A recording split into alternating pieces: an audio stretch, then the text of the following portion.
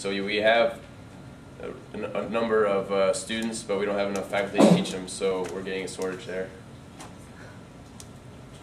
There's approximately 125,000 nurse practitioners in the United States right now, and in the article it said recently nurse practitioners have started creating their own private practices. Although they're usually observed by primary care physicians such as doctors and other physicians, but they are starting private practices such as family care, pediatrics, and oncology. By 2016, it's expected that we should need about 1 million new replacement nurses, and given the lack of faculty, this is going to be a hard demand to reach. By 2020, there's going to be a shortage of 85,000 to 200,000 primary care physicians such as doctors. Okay.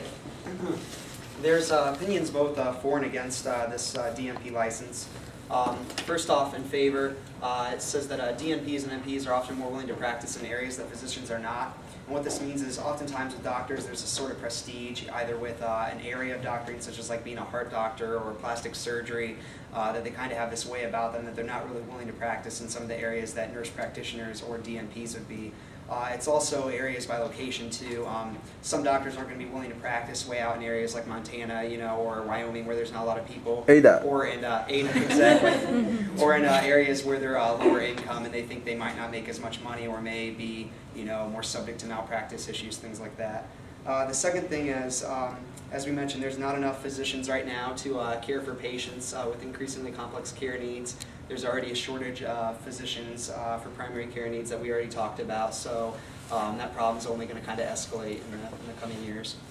And lastly, DNPs receive higher income and more predictable hours, which kind of provides an incentive for people to go ahead and get that extra license, to go through the 2 years of extra schooling in the rotation.